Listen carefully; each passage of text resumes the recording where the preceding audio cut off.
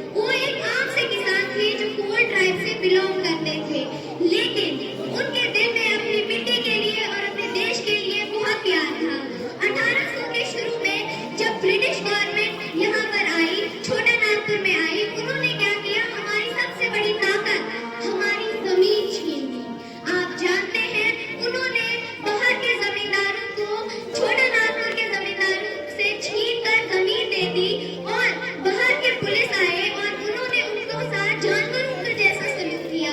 उन्होंने उन्हें उनकी कमजोरियों से परखा और उनकी कमजोरियों का फायदा उठाया।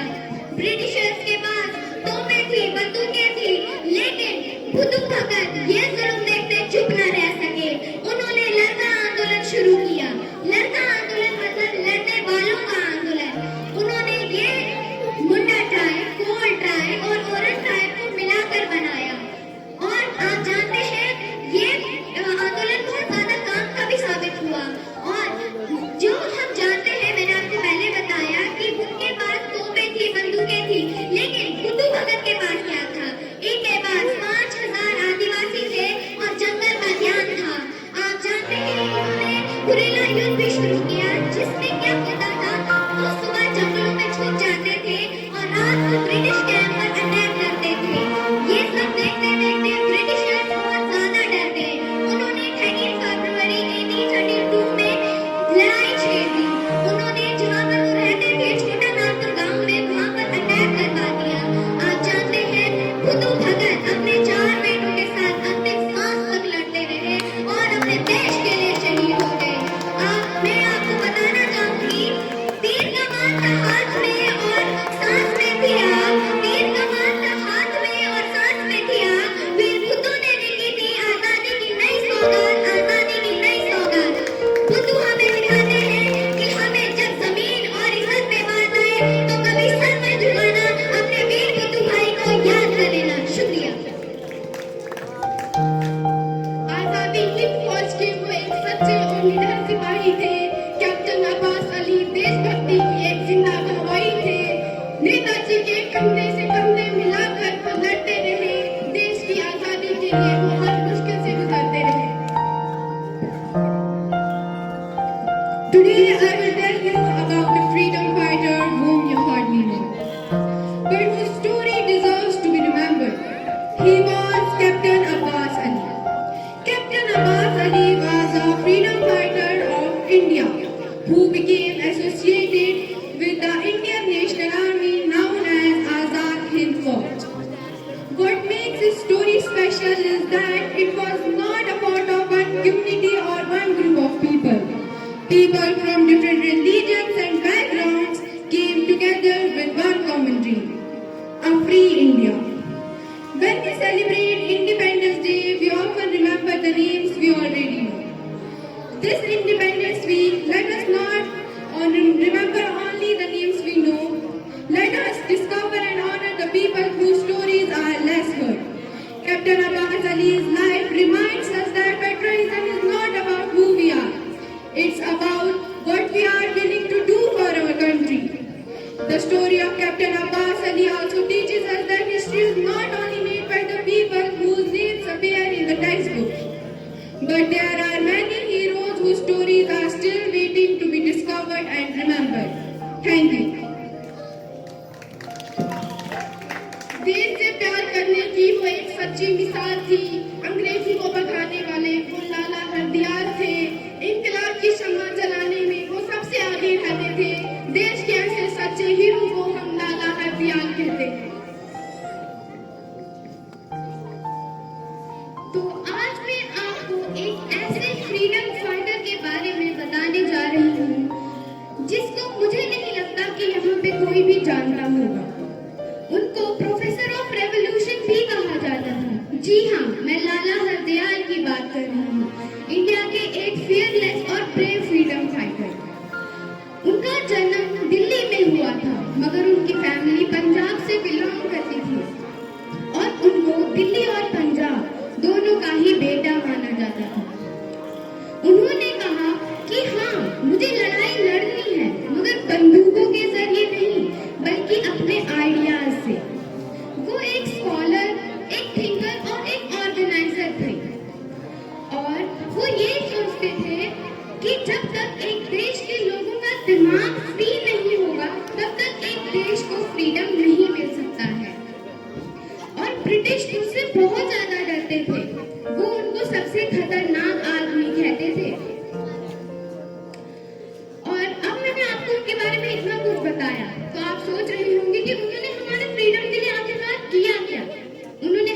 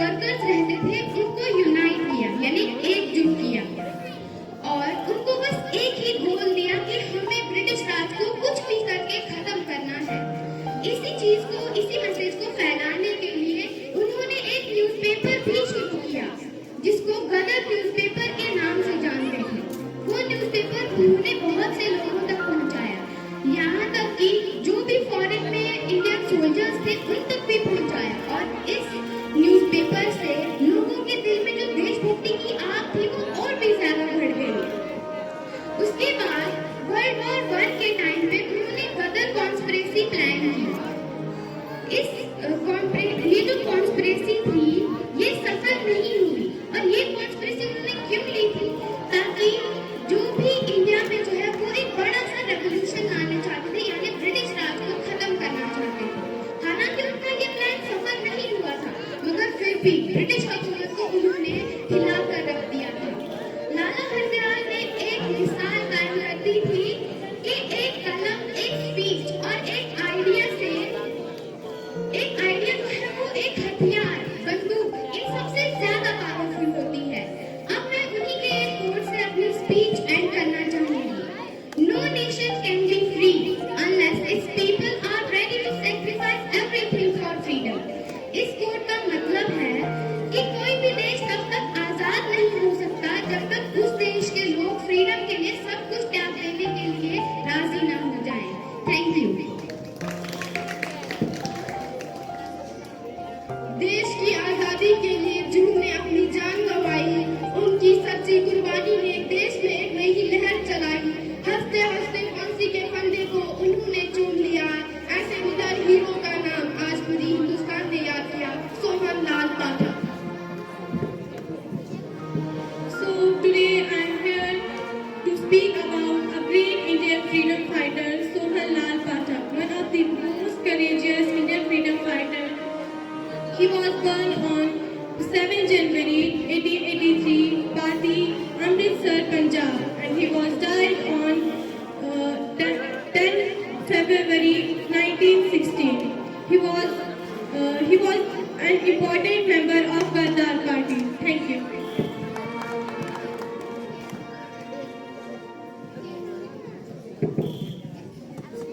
इतिहास गवाह है, जब जब लोगों ने आजादी मांगी है तो गोलियां उठी हैं, जब जब इंसाफ मांगा है तो खून की नदियां बही हैं।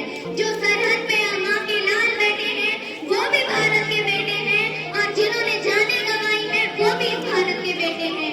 मेरा आज का मकसद आपके साथ यही होगा कि आप जानते हैं हमारी जिंदगी हमारे लिए हीरे मोती सबसे ज्यादा इम्पोर्टेंट है, लेकिन जिन्होंने हमारे लिए जाने गंवाई क्या उनकी जिंदगी उनके लिए इम्पोर्टेंट नहीं थी? मेरा मकसद, हमारा मकसद आज यही था कि हम आपको बता सके कि जो बड़े बड़े इंसान, जो इंसान हमारे लिए करते हैं, उनके बलिदान को हमें याद रखना चाहिए। किसी का बलिदान छोटा बड़ा नहीं होता है, बलिदान तो बलिदान होता है। हाथ में न तलवार थी न कोई हथियार था, उनके पास तो बस देश और अमन का प्यार था। दुश्मन चलाते रहे गोलियां मासूमों पर, मगर सुर्खपोशों के आगे ये जुल्म भी बेकार था, ये जुल्म भी बेकार था। शुक्रिया।